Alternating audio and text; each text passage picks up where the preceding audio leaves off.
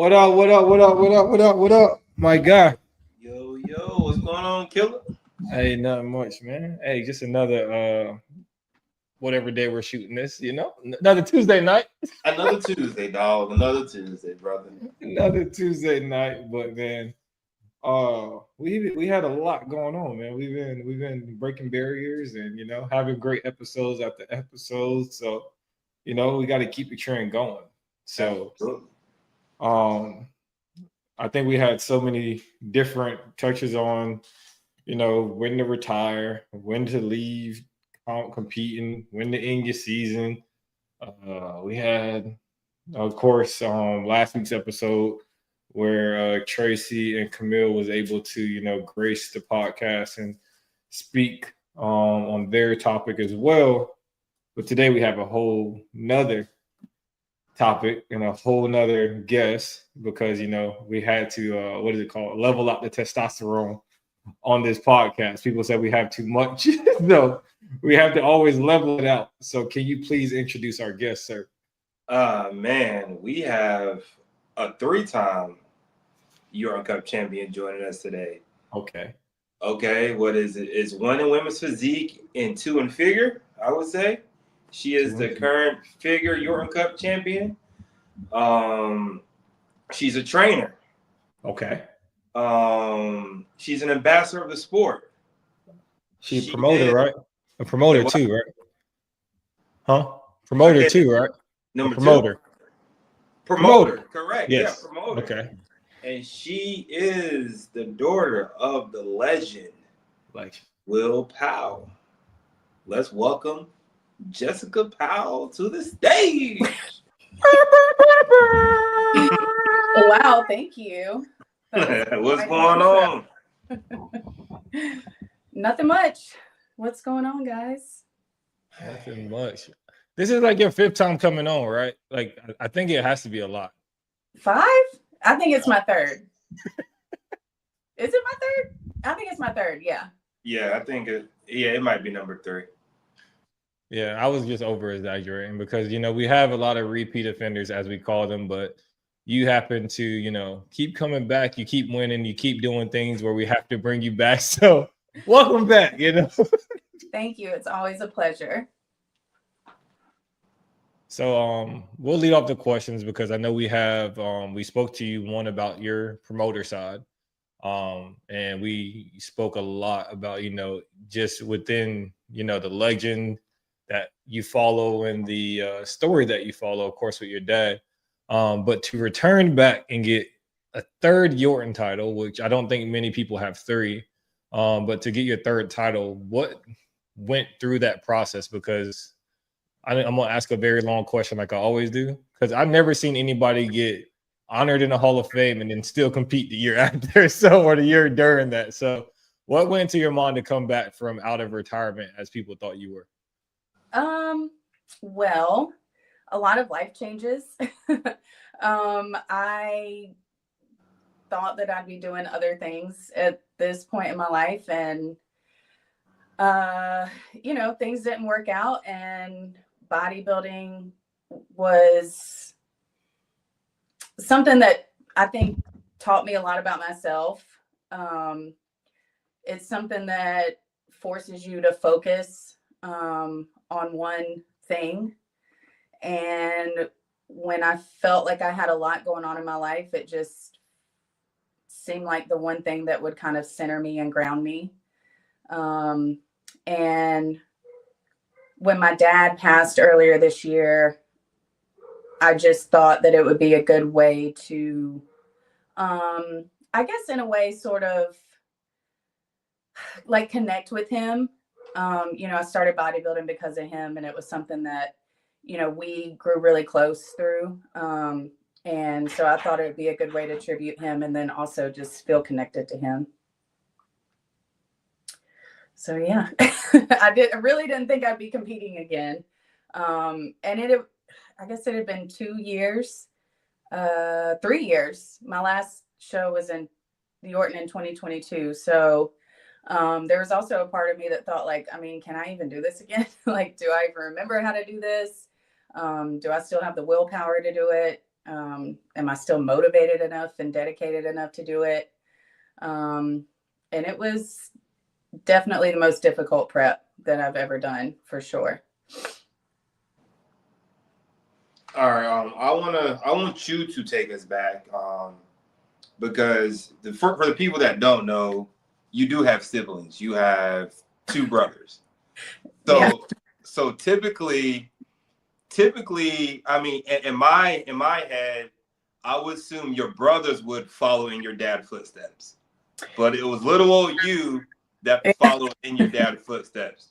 Can you just take us back to how that came about, how you wanted to get into bodybuilding, or you got into bodybuilding? Yeah, so I come from a family of athletes. We're all very athletic. We've always worked out and played sports and been very competitive. I planned to play soccer in college. I broke my leg my senior year playing soccer, and that kind of like derailed things for me. And I stopped participating in organized sports, and I still worked out, but I didn't really have any like clear direction or goals in the gym or anything like that. And then my dad introduced me to CrossFit. I guess this would have been back in like 2012, maybe. And I got really into CrossFit. I really enjoyed it. And because I'm so competitive, I wanted to be really good at it. But I had gained a lot of weight. I was over 200 pounds. And CrossFit is not easy when you're overweight. It's actually incredibly difficult when you're overweight. And I knew that I wanted to lose weight so that I could do the things that I enjoyed doing. And when I decided to quit my job and become a full-time trainer, I also knew that if I wanted to be a trainer, I had to look the part. And I just thought, you know what, why don't I do a bodybuilding show? If I commit to doing it and tell people that I'm going to do it, I can't just like not do it. So I told my dad I wanted to do a show, and then I told all the trainers at the gym that I wanted to do a show. And so I had like that level of accountability and motivation. And so really I just did it thinking I would just do a show to help lose weight, and then that would be it.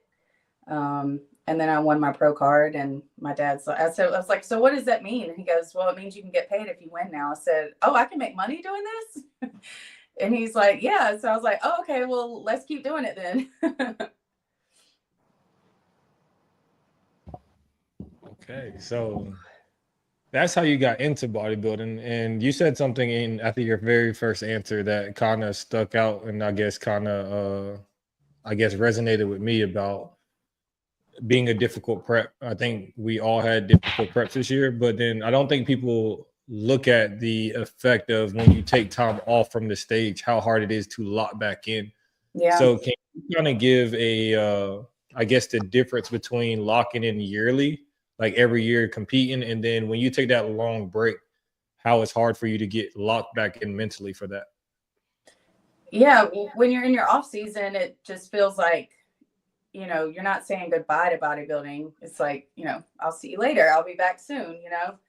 But when I did the Orton Cup in 2020, I thought it would be the last time I competed. So like I hadn't done any isolated movements since the Orton Cup in 2020. I've just been doing CrossFit, which was very different. You know, I spent years, you know, working on symmetry for figure and physique, and then completely stopped working on developing symmetry and size. I honestly didn't even know what my body was going to look like once I did diet down and got closer to the show. I was a little nervous about what my physique was actually going to look like. I didn't even know what division I was going to compete in. I think, you know, being a personal trainer, I work at a gym. I'm there all day, every day. So it's not like I stopped working out. I just wasn't working out with a bodybuilder's mindset. Once prep started, it was really easy. Like physically, it felt like it always felt, you know. I think we've talked about the fact that I don't track anything. I'm just an intuitive prepper. And I think that kind of worked in my favor because I just had to know this is how I should look at this point. This is how I should feel at this point. So I was able to just kind of like slide back into that. The prep itself wasn't difficult. It was honestly just staying dedicated to prep.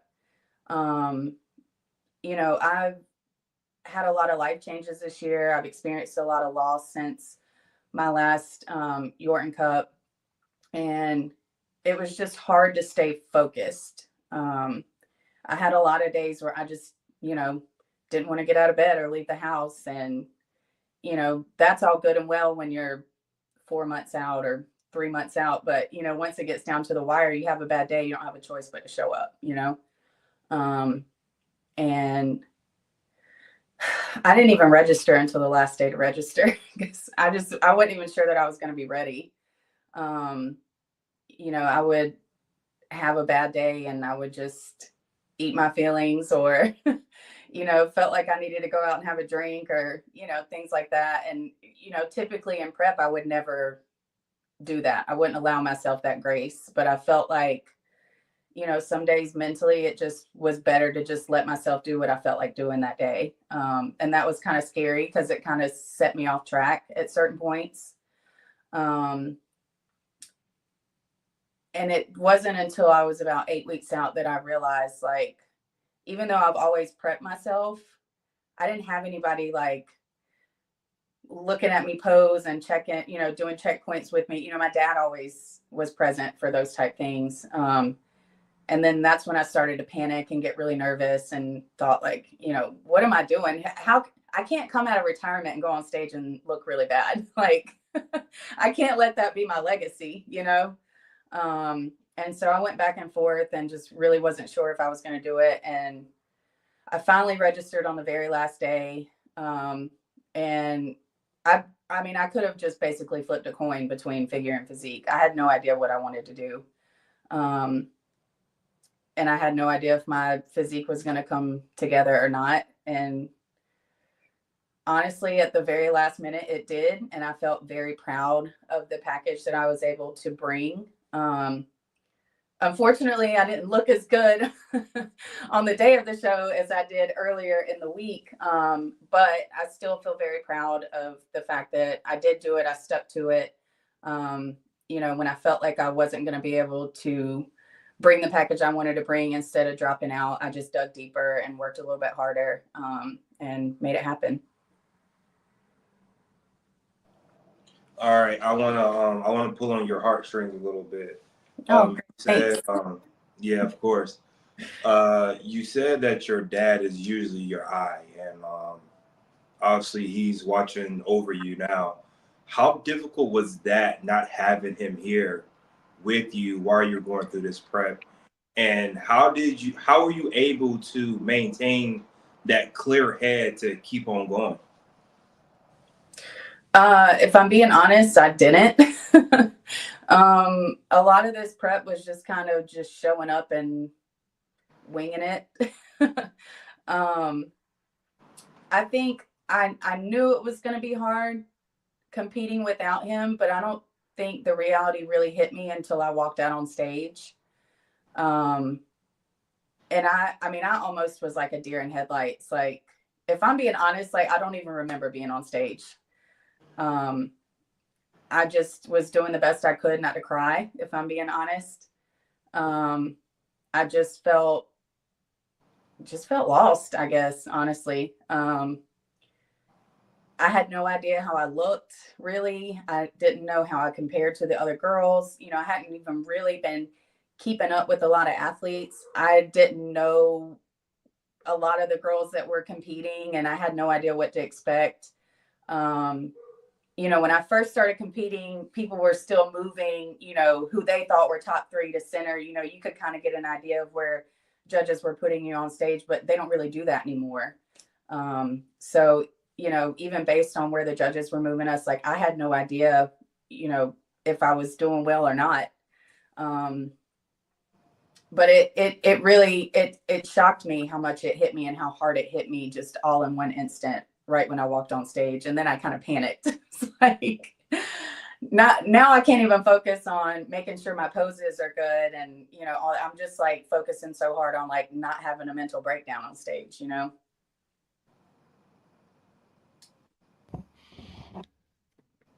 So once again, I gotta go back to older questions because I keep hearing different things that I think can really enlighten pro athletes and amateur athletes.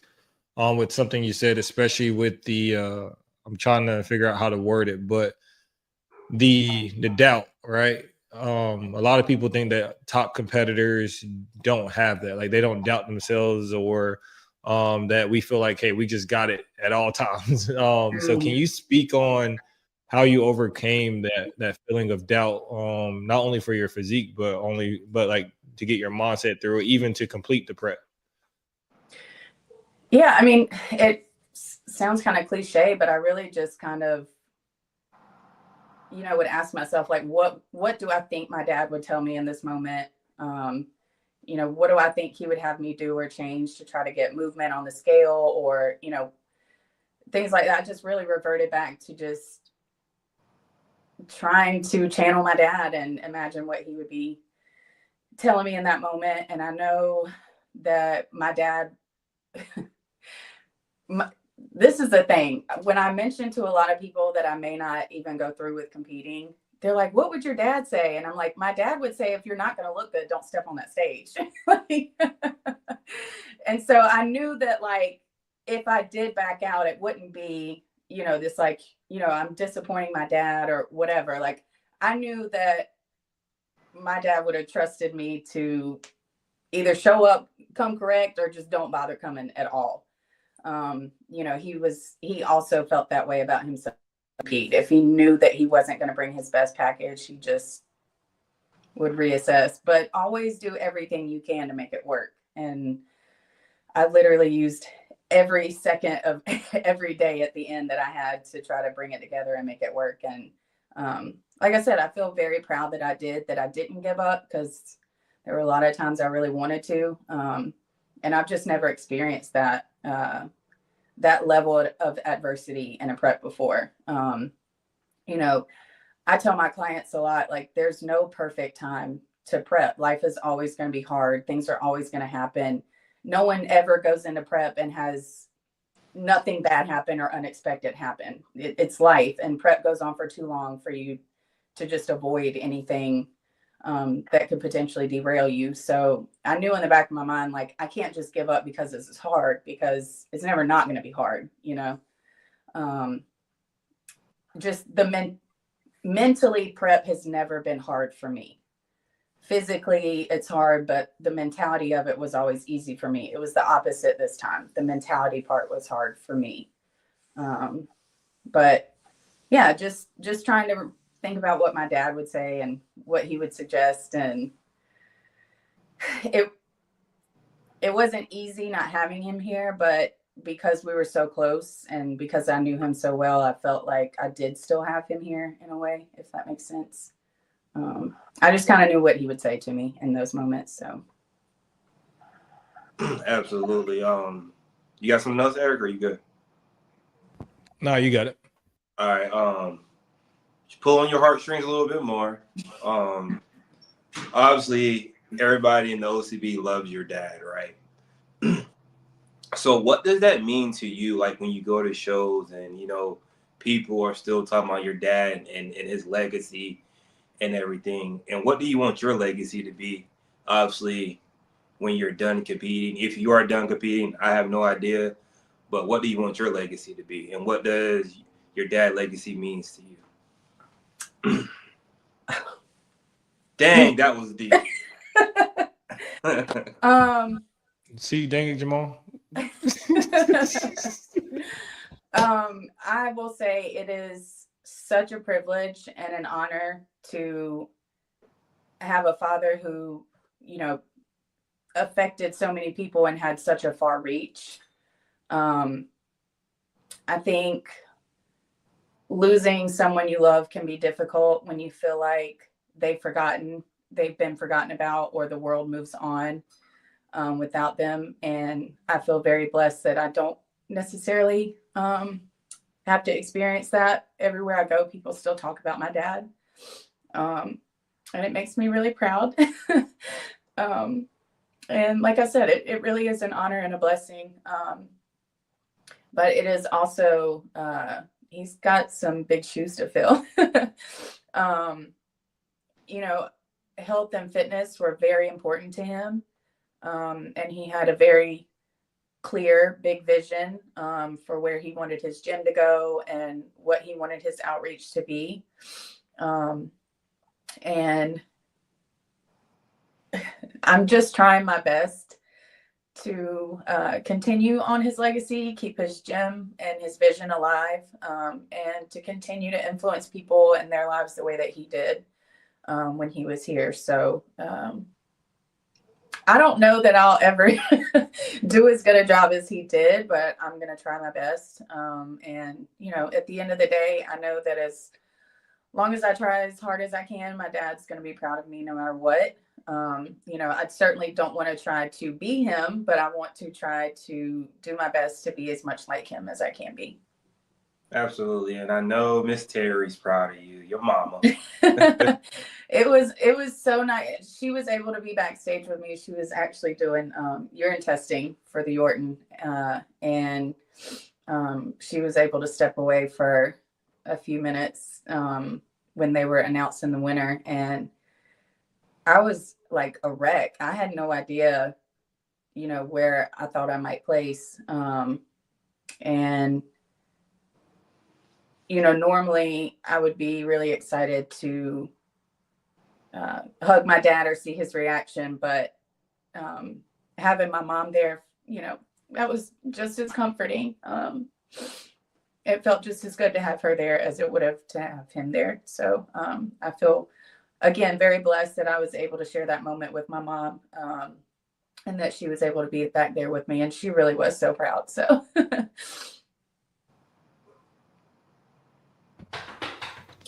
I'm going to try to lighten the mood a little bit. You know, Jamal is asking the heartfelt questions. I try to bring us out of the emotions, but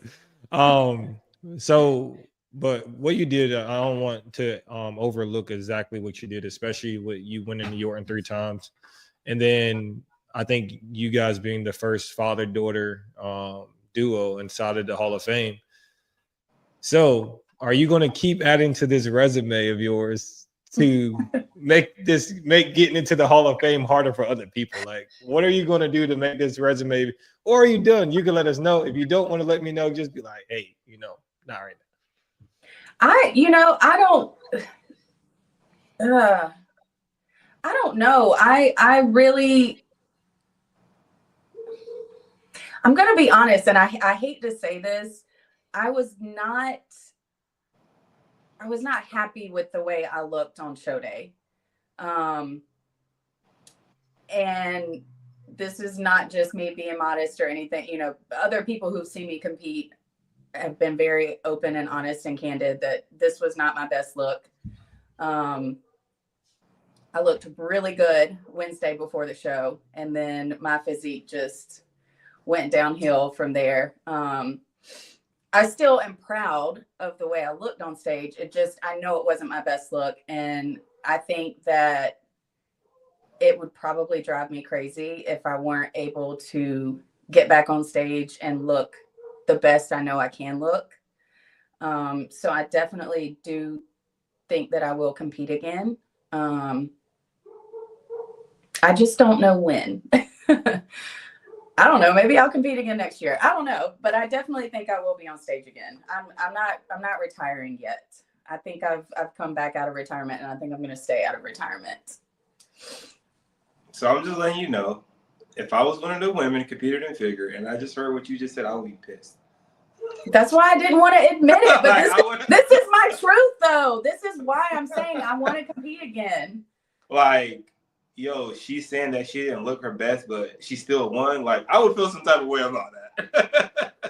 And the thing is, in the perspective of that is, though, like, I get that perspective that Jamal just said too, because, you know, I get that perspective, but the other perspective could be just, you know, she's just chasing a higher standard of herself. No, you absolutely, know? because clearly that's what she just said. But I'm playing. But as I also mentioned, I'm not the only one that feels that way. Other people who have seen me compete also agreed. So it's not like it was a secret. I mean, it was no secret that I didn't look my best. Other people saw it. Other people noticed it. There are a lot of things that go into that, but none of them matter. It doesn't matter what happened or why it happened. And it's the first time it's happened to me. I'm sure it's happened to lots of other competitors too. Peak week doesn't always go the way you think it's going to go. I did everything the same as I always do, and it just didn't come together the way it usually did for me. And so, I don't want to sound ungrateful for my win or anything like that. But I just wasn't satisfied with my look on show day. And for my own personal reasons, I would like to be able to get on stage and feel really good about the way I look. Okay, so with that being said, you got 2 in figure. Would you come back in women's physique and try to get 2 in women's physique? Yeah, why not? Okay. I mean, yeah. Yeah, I don't know. I see, honestly, I think if I were going to do physique, I would have to be really intentional about what I do from between now and then. I think I mentioned I stopped doing bodybuilding entirely in 2022 after I won the Yorton. And I could tell once I got lean that I had lost some size in my shoulders and my arms. So I would definitely have to work on bringing that stuff back up to be really competitive in physique the way that I would want to be. Getting lean is the easy part for me. Getting big is not the easy part for me. So that would take some time and some work, certainly like some commitment in the gym, doing all the things I hate doing, like working biceps and triceps and shoulders. Absolutely hate working anything to do with arms. But yeah, so if I were to do physique, I'd have to be really intentional about what I do in my off season. So I guess I need to go ahead and decide what I'm going to do instead of waiting until the very last day to register and flipping a coin and trying to decide which category to compete in. And I think I have one more question for you because I know you spoke earlier about how you usually tell a select few amount of people that you're going to do the show, because to the vast majority of people, nobody knew you were coming. So if you would have decided not to compete, not many people would have known it besides the circle that you told. So is there a reason that you tell certain people? Is that just because, they'll, give you a good talking to, or is it just like, I didn't tell anybody because I didn't know that I was actually going to be able to pull it off. That's just the honest truth. I didn't want to have everybody expect me to be there and then disappoint people when I didn't follow through with it. Because like I said, it's no joke. I was really literally so far down to the wire that I didn't register until the very last moment I could register. Because I just really wasn't sure I could pull it off. And even the day that I registered, if I had walked on stage looking the way that I did the day I registered, I wouldn't have been happy at all. I really had to, things had to really come together the way that they did for it to have worked out the way that it did. But that's honestly, I'm not one of those people that like doesn't want people to know I'm doing shows. I've always been a very open and candid person. And anyone who asked me if I was competing, I was honest. I'd say my goal is to compete in the Yorton, but I just don't know if I'm going to be able to be ready in time or not. So. Okay. My last question for you is, then we're going to do the top 5, right, Eric? Yeah, I'm trying to think of one off the top of my head. Just so keep going. Well, you got time. So with everything that transpired with you this year, you had a few bumps in the road. What is one thing that you learned about yourself this year through all the adversity? I'm not as fragile as I thought I was. I did not think that I would be able to make this prep happen. Not even just this prep, just a lot of things in my life this year I didn't think I'd be able to make happen. And I was juggling a lot. And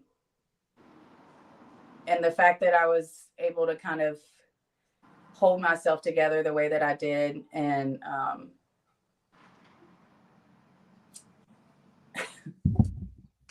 sorry. Dang, I don't need to ask no more questions. I know. It's just, to be honest, like, I think this is really the first time I'm like looking back at everything and just kind of like processing a lot of this stuff. If I'm being honest, like, as I'm thinking about it now, I'm like, yeah, you really did that. Like, I know that a lot of people go through a lot of adversity and they make it through prep dealing with a lot of things. So I don't necessarily think that I'm a special case in that matter at all. I just really didn't think that mentally I would be strong enough to handle the things this year that I have handled, and to be able to, prep for the Yorton Cup and to be able to pull off a physique that was worthy of first place at the Yorton Cup. And in a huge, huge stacked class of figure girls. I mean, what were there, like 40, almost 50 figure girls?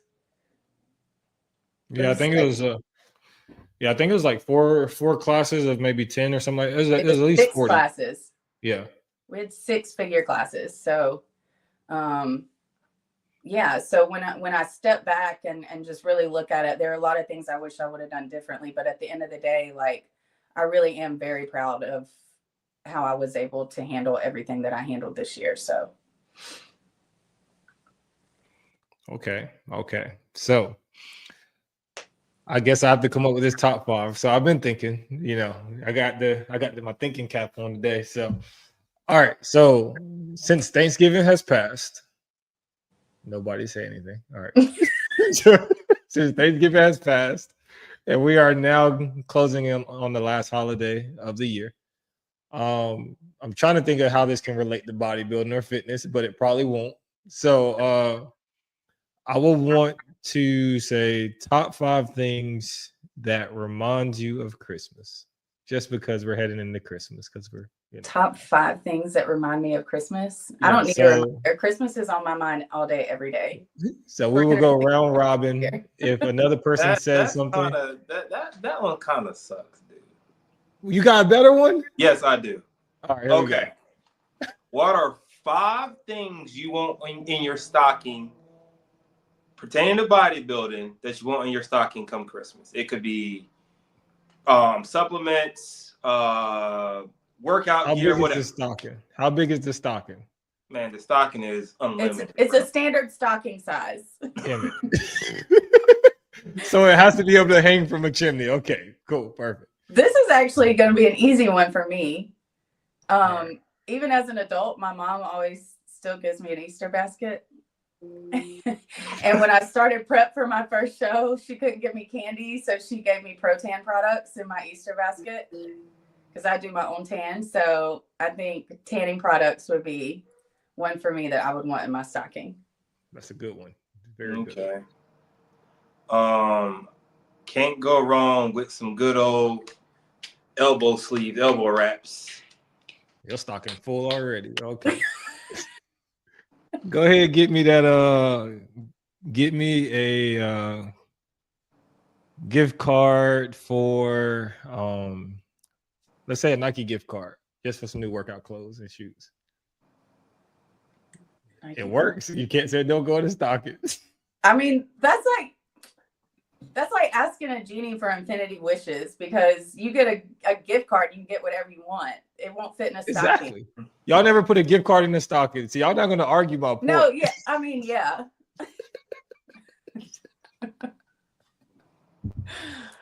But okay, fair. A Nike. At least you were specific. A Nike gift card. Okay. Yeah. What else? See, I don't even like use supplements. I don't use straps. I don't even hardly ever use my weight belt. Hardcore. Chalk. I would want chalk. I use chalk a lot.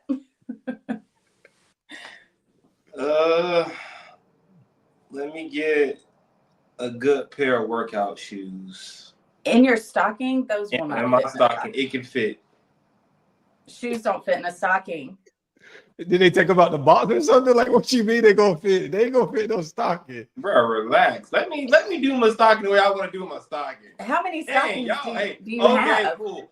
Let me get a cool headband. Dang, that I can lift weights in. Y'all shitting on my dang stocking, man. You're the one that came up with the stocking idea. You cannot fit a pair of shoes in a stocking. Okay, y'all got it. Dang.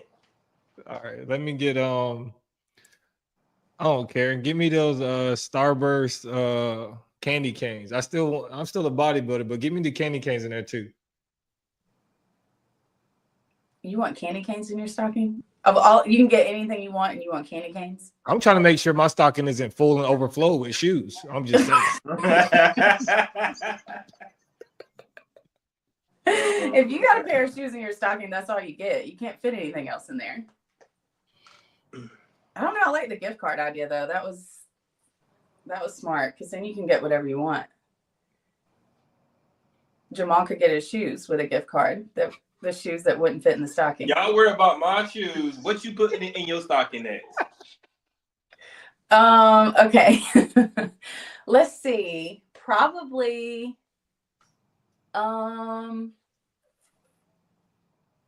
definitely hair ties. I feel like I never have hair ties when I need them.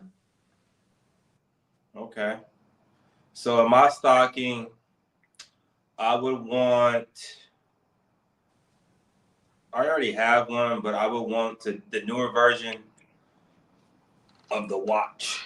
I knew you were going to track my workouts and stuff, you know? I knew you were going to say that. Okay.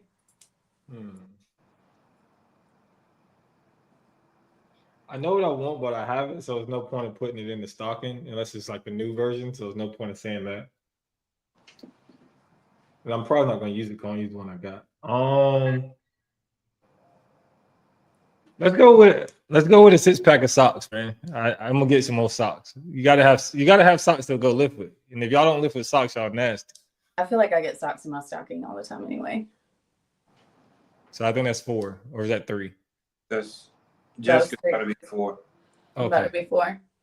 Okay. This is harder than I thought. I wonder well, let's see. You know what I do need though? I don't wear them often, but I could use a new pair of knee sleeves. I got my knee sleeves when I was tiny, when I was like 115 pounds, and they're extra smalls. And it's like a workout on its own to get them knee sleeves on. So a new pair of knee sleeves would be nice. Okay. I would have to go with the pack of workout tights, spandex, whatever y'all want to call them. Y'all guys that wear boxers to the gym, y'all are nasty because I know y'all balls be sweating and stinking in them boxers. Get you some spandex, man. Oh my goodness. Okay. Let's see what I'm gonna go with. I already got a gift card, so for Nike, I can't do any more gift cards, can I? No. Nah, man. Absolutely not. You shouldn't have even done the first one, but whatever. All right, give me a tub of protein powder. Okay. We're still bodybuilders. Y'all said fitness related. So yeah, but that's gonna fit in a stocking. No, because that's gonna. So look, my last thing you're gonna put underneath that. So that's gonna be the top. Y'all got some big stockings. My Santa must not like me because I could not fit a pair of shoes or a tub of protein in my stocking. Okay, last and final thing. Right? Is this 5? Yes. Okay. Ooh. I think I got mine now. Sorry. I feel like, well, all the things that I feel like with fitness stocking, I don't use. Like, I don't use straps. Oh. I do need a new pair of grips for gymnastics for CrossFit. Like, to do, like, pull-ups and muscle-ups and stuff. New set of grips. The final thing I would want on my stocking is a Carolina muscle shirt. Okay, that's a good one. I'm gonna copy Jamal and I'm gonna get a Carolina muscle shirt. No, give me some Meta glasses. I wanna watch myself live in a different way later. So Meta glasses? The Meta glasses with the camera inside of them, so I can record my list. Never heard of that. I got some. Where am I at? What do you mean? So you can record your lip? Like, do you have to lift in a mirror? Like, how does that work? No, they record. So I can. You just hit record. But they record what you see, right? Yeah. So if you're sitting on a bench and you're looking at the ceiling, you're recording. Yeah, you're just gonna be looking at the ceiling in the bar. But that's what I'm saying. So you'd have to lift in a mirror to be able to see your workout, right? But think about it this way: if you train clients and you wear these glasses, you can train them and you can still correct them without having to walk in front of your camera because your camera's on your face. I can see training clients. Dang, hold on, I got some. I've never even heard of this. This is a real thing. Like, where do you get these? Online? Like on Amazon? Glasses. Yeah, they got like Ray-Ban and everything. You can just put them on, record. Meta glasses. Hold on now, because y'all are acting like this is something that's been out for a while, and I ain't never heard of this. Yeah, see, man, they about to start calling you auntie in the chat. No, for real, I am though. Look at him. Yeah. Now he records. See, now he's gonna post it as a clip of you not knowing what Meta glasses are. Why are they so fogged up? Cause it's hot. It's off. You can't see nothing. My breath hot. One of the two. Now hold on now, because I'm on Amazon. She's searching it right now. I'm intrigued. How much did you pay for those? Those look like the $115 pair. It was more than that, buddy. It was more than that now. There's a huge price gap here. $115. These are $450. That sounds about right. Who was the original brand? They're Ray-Bans. Oh, Ray-Ban. Okay. Uh-oh. Interesting. So is there like an app on your phone? Yeah. Huh. We are giving Ray-Ban and Meta. Hey, Meta, we need a sponsor for this video right here. So just feel free to contact us at letstalkaboutit@gmail.com. Let me reach out to my agent. I'll see what I can get for us. So y'all heard our top 5. If y'all want y'all stockings to be stuffed with these fitness things, or if we left out something that you can put in your stocking, let us know. Well, we are going to end this episode once again. Oh, we're still recording? Yes. Thank you for joining us, Jessica. We're going to end the episode here. But until next time, peace.